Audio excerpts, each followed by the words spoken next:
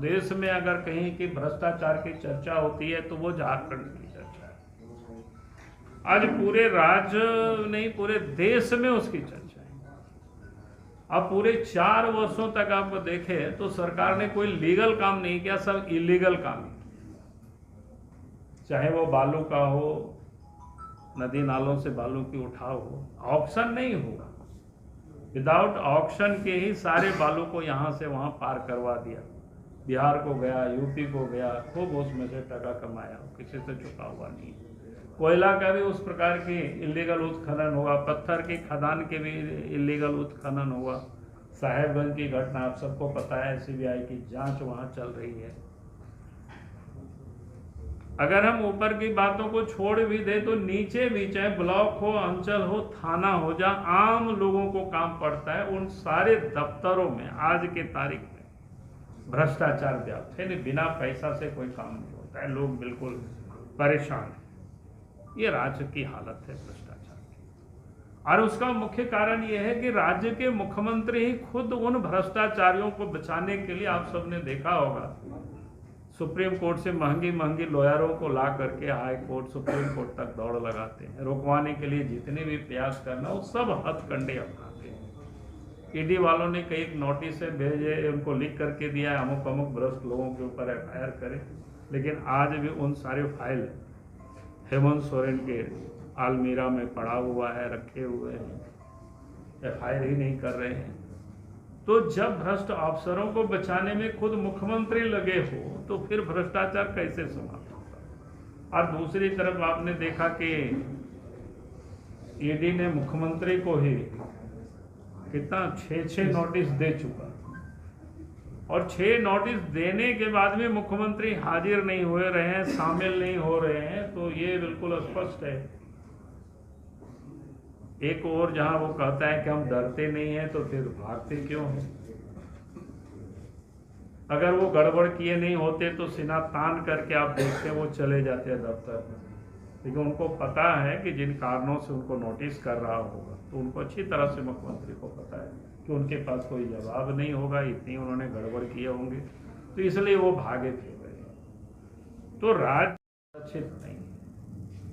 अब तो स्थिति क्या है कि एक शहर जहां धनबाद आप जाएंगे, वहां तो छोटे छोटे उद्यमी भी, व्यवसाय भी, उनके नोटी क्या कहते हैं, व्हाट्सएप पर कॉल किया जाता है, वीडियो कॉल किया जाता है, मैसेज भेजा जाता है। अब तो डर से पुलिस को भी लोग मैसेज नहीं दिखाते। हमें तो ऐसा भी लोग बताया कि जब पुलिस को बताया गया तो पहले जिनके विरोध में मामला तो उनको गया तो, और उनको पहले पता चल गया, यानी वहां से उनका तक यहाँ तक खबर पहुंच जाता है। तो ये हालत है।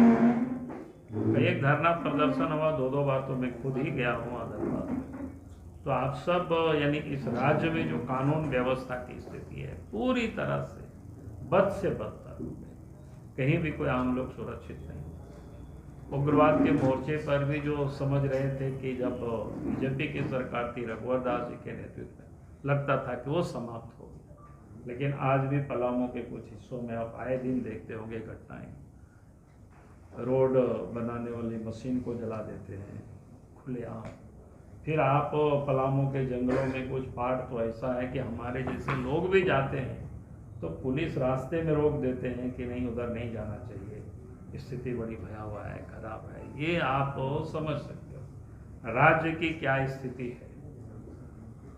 तो हमें लगता है कि झारखंड सरकार की वो प्रायोरिटी में नहीं है हेमंत सोरेन के कामों में कि भाई हमको कानून व्यवस्था भी ठीक करना है। उनकी प्रायोरिटी में क्या है? भ्रष्टाचारियों को बचाना, भ्रष्ट अफसर को बचाना, दलाल को बचाना, बिचौलियों को बचाना और पैसा कमाना, ये उनके प्रायोरिटी में है। और इस कारण से लोगों की 2 करोड़ 20 लाख। तो ये इस प्रकार से सभी योजनाएं हैं। किसान सम्मान निधि है, जैसे 11 करोड़ लोगों को देश में मिल रहा है, 11 करोड़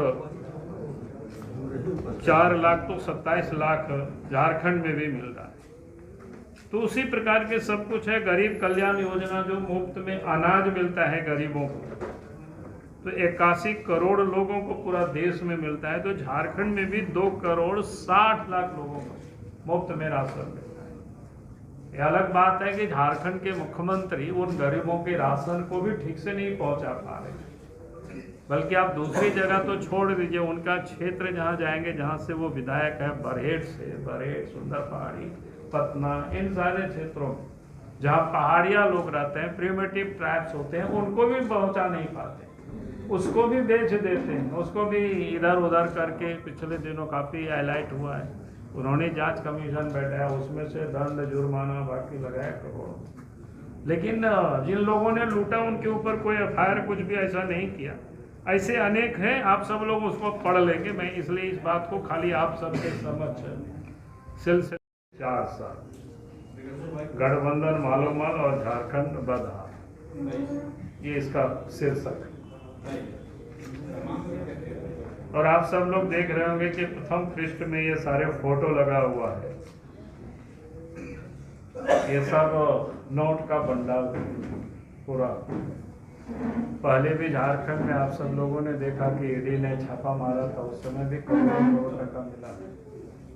और इस समय कुछ दिन पहले भी कांग्रेस के राज्यसभा के सदस्य के ठिकानों पर छापा मारा, तो उसमें भी आप सबने देखा कि नोट की ढेर गड्डी, वो आप सबको पता है कितना मिला कितना नहीं, मैं उसकी नहीं कर रहा हूँ, लेकिन वही तस्वीर वही 351। और फिर प्रधानमंत्री जी ने उस पर जो ट्वीट किया था उसको भी हम सब लोगों ने डाला है, क्योंकि ये देश के लिए भी और झारखंड वासियों के लिए भी देखना बहुत जरूरी है और समझना भी।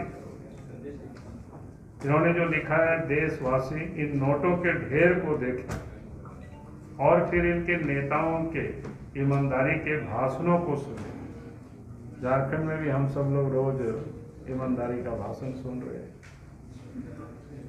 और जनता से जो लूटा है उसकी पाए पाए लौटानी पड़ेगी, या मोदी की गारंटी है। तो ये प्रथम पृष्ठ में ही आप सब लोगों ने,